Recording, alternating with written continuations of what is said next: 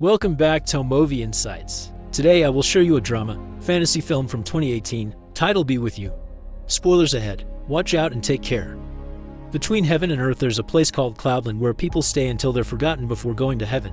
Mommy Penguin peeped down on earth every day, crying, until 1 year later, she secretly hopped on the raindrop train and returned to earth to visit her son. They hugged and played together, but when the rainy season was over, she had to catch the last raindrop or she wouldn't go back to Cloudland. Mother Penguin said goodbye to her son and went back, but now she wouldn't cry anymore while watching the little penguin's life on Earth. This story is being read by Young Ji-ho from a book his now deceased mother, Im Soo-ah, made for him.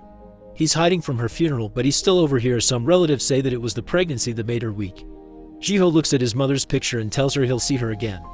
A year later, Young Woo-jin is trying his best at being a single dad, although the house is a mess and he isn't exactly a great cook.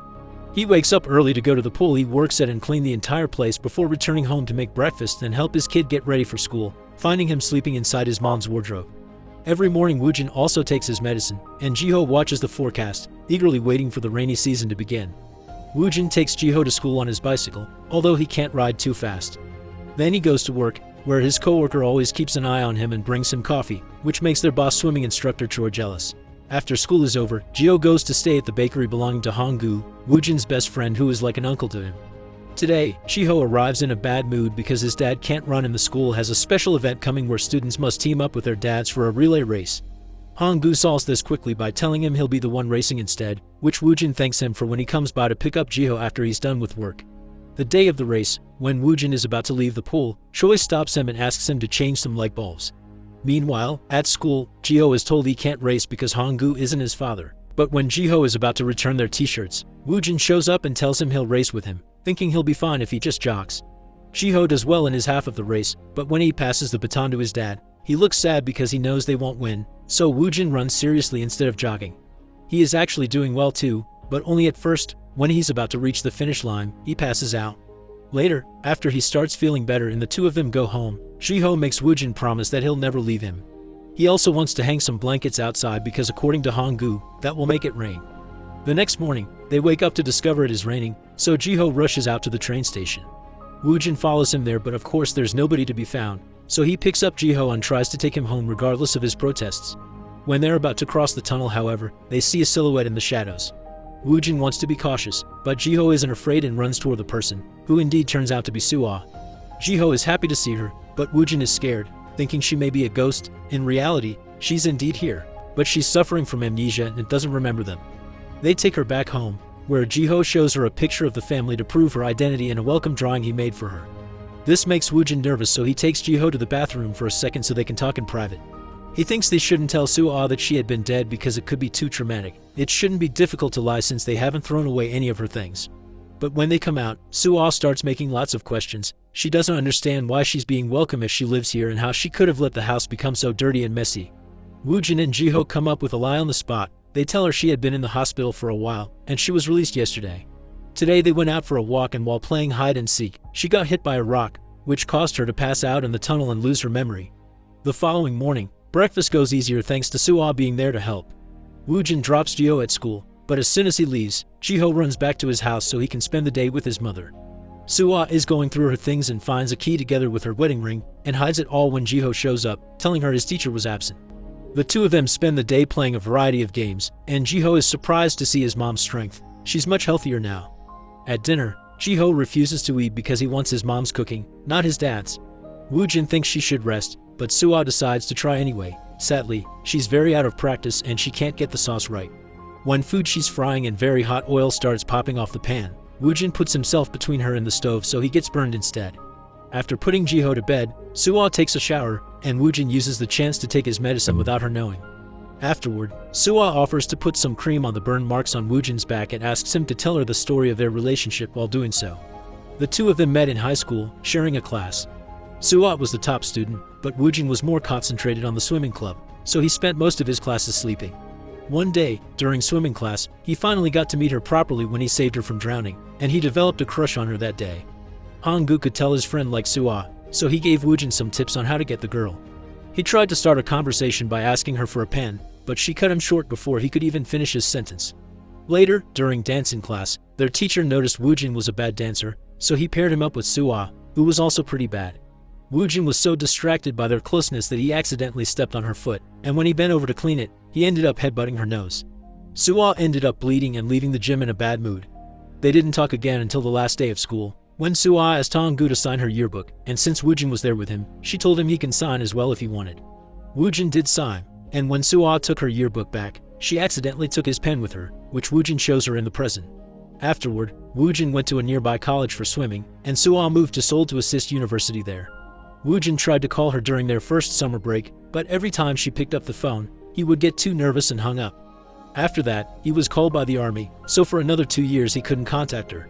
When he came back, he tried calling her again, and this time, Hong-gu made it impossible for him to hang up. Instead of asking her properly on a date though, Woojin told her he needed to have his pen back, so they agreed to meet in front of their old school. When they finally saw each other again, they behaved very awkwardly around each other, and Suah gave Woojin the pen before taking off. Seeing her leave was the final incentive Woojin needed to ask her out, and they ended up going for dinner. Their conversation was very awkward there too, but eventually they find a topic in common and in the evening continued smoothly. Afterward, they waited for their buses together, but neither of them wanted to leave yet, so they waited in each other's company until the last one passed by and Suah had no other choice but to leave, reminding Woojin that she wouldn't be back until winter break. After a moment, however, Woojin ran after her bus, got inside and asked her if he could write her letters while she was back in Seoul, which she accepted. Back in the present, it's getting late, so they go to bed and Woojin promises to finish the story another day. The next morning, at school, Jiho hears a classmate say it rains every time his dad washes the car. Meanwhile, Suah decides to explore the shack she finds in the garden. After opening it with the key she had found when she arrived, she enters the shack and finds out this is the place where she would make all her crafts. After work, Woojin goes to see Hong-gu, who has called him over saying it was urgent. When he arrives there, he notices he is trying to set him up on a blind date. Woojin tries to sneak away, but Hong-gu catches him and guesses he's already seeing someone, even going as far as saying Woojin shouldn't make up a bad excuse as saying Suah is back. This is too accurate and scary, so Woojin runs away. Later that night, Hong-gu suddenly shows up dressed as a penguin to surprise Jiho, so Woojin tries to kick him out before Suah sees him. But Hong-gu sneaks inside by using another door and ends up seeing Suah. Thinking she's a ghost, he runs away as he promises he'll never set up Woojin on blind dates again. Afterward, Suah asks Woojin for the rest of the story behind their relationship. Woojin did right to her, and the next time they saw each other, they went to the movies. He tried to hold her hand but grabbed a guy's foot by mistake, so later when they were waiting for the bus, Suah got a little daring and put her hand in Woojin's jacket pocket. Woojin quickly followed suit and held her hand inside his pocket. Back in the present, the couple repeats the same act while Jiho talks in his sleep. Sometime later, Woojin takes Suah to the top of a hill, where they have a picnic, listen to the radio and watch a movie from a nearby drive-in theater by using a pair of binoculars they take their turn with. She gets so engrossed with the movie that Woojin takes the chance to surprise her with his lips on hers, and the couple finally kisses in the rain. Days pass and Suah gets used to her routine. She plays with Jiho, keeps the house clean, and cooks for her family. She finds the penguin book as well, but she doesn't think much of it, and when he sees Jiho collecting 4-leaf clovers to wish for more rain, she adds some of her own without telling him, but he and Woojin do notice. One day, the family goes out for an afternoon of fun at the river, and Woojin carries them both when they return home. He manages to arrive at the house, but as soon as he steps in, he passes out. He wakes up moments later on his bed with Suah next to him, demanding an explanation. Woojin decides to tell her by going back to their story. It all started after their third date, during which Suah gifted him a clover charm to wish him good luck on the national tryouts. He trained extra hard not to disappoint her, but one day during practice, he passed out in the middle of the pool. The doctor said there was a problem in his brain that controlled hormones, so if he got nervous or strained himself, he kept fainting. He had to quit the swimming team and lost all hope of having a normal life, so he broke up with Suah without telling her about his illness. A year passed and he still couldn't get over her, so he traveled to Seoul to see her one last time, but when he arrived at her university, he saw her getting in a car with another man, so he left without talking to her after dropping the clover charm to the ground. He didn't try to contact her again after that, but months later, he received a phone call, and he couldn't take it anymore. He went to the train station and received Suah with a hug, listening to her say they were meant to be. Shortly afterward, he proposed to her, and she accepted while ignoring her family's disapproval of her dropping her studies to become a housewife. After the story is finally over, the couple falls asleep while cuddling. The next day, Jiho tells his parents that he'll be singing with the choir for the school concert and invites Suah to come. At school, Jiho practices the song with his class, where they have to share their dreams for the future. Since he's the fastest runner in his class, his dream is to be a professional that wins the Olympics. Meanwhile, Suah finds her old diary and learns the truth of what happened to her, but she doesn't tell the family.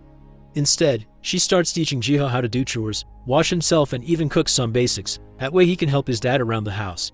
Woojin has also plans of his own. He and Honggu have been covering the train tunnel with wood, hoping that will prevent her from returning to Cloudland.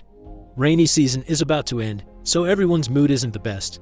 One day while at work, Woojin gets a call from the mother of one of Jiho's classmates. It turns out she caught Jiho washing her car, but Jiho refuses to say anything about it. Woojin apologizes for his son, getting worried when the mother says he needs therapy because obviously not having his mother is giving him emotional issues. On their way home, Jiho finally confesses he washed the car because his classmate said this would make it rain and his mother would stay longer. The next day, Woojin is devastated to find the wind has moved all the wood away from the tunnel. Meanwhile, Suwa goes to see Honggu to ask him for a favor that will take a long time. She returns home some hours later with a cake, and the whole family celebrates Jiho's birthday together. Later, while watching the rain with her husband, Suwa mentions she hopes Jiho grows to be as handsome as his dad before kissing and hugging Woojin while crying.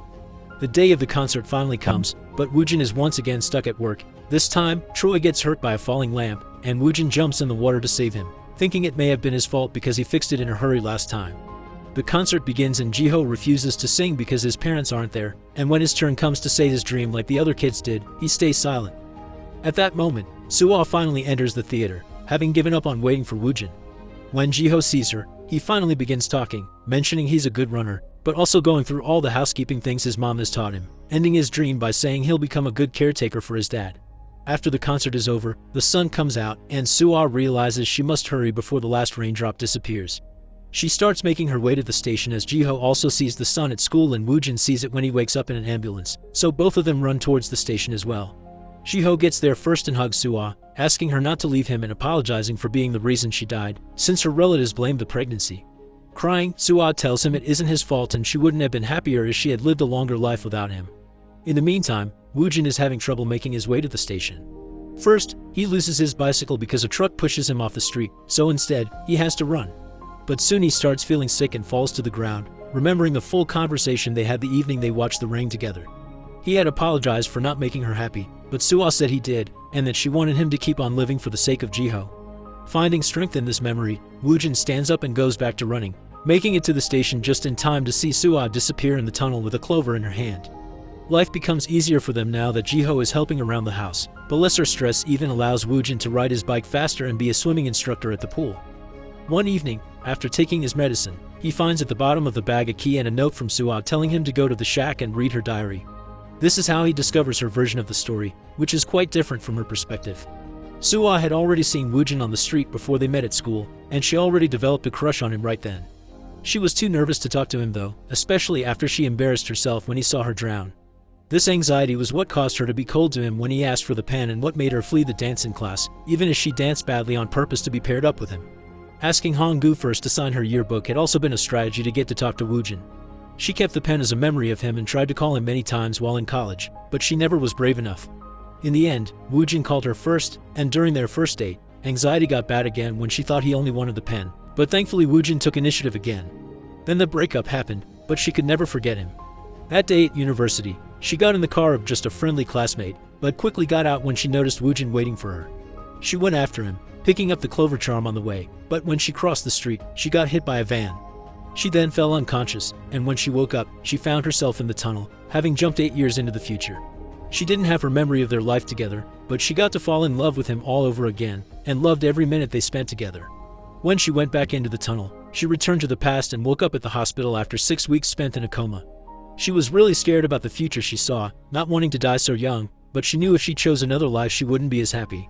That was why she called him to meet again, and that day at the station, telling him they were meant to be. 10 years later, Woojin puts the diary in a box to gift Jiho on his birthday. Honggu is there as well with a cake and a card Suwa left him, which is the favor she had asked for all those years ago. She left a card for every birthday until the 20th, which is today. Jiho is going out on a date, but he promises Woojin he won't be back late so he can make dinner for his dad.